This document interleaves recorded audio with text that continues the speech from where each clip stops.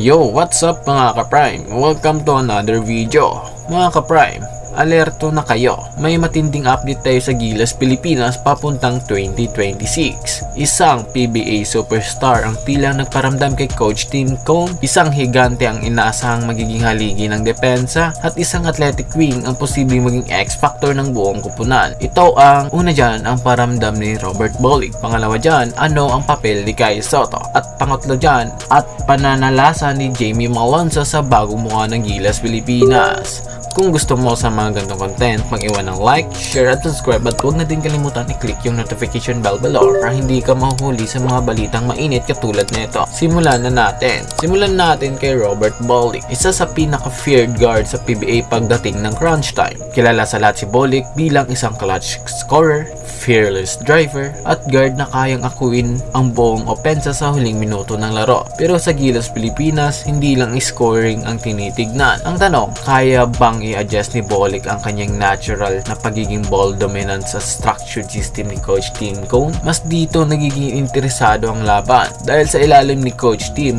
mahalaga ang tamang spacing, ball movement, at mabilis na decision making. At dito pumasok ang paramdam ni Bolick. Pinakita niya na hindi lang siya scorer, kundi isa siyang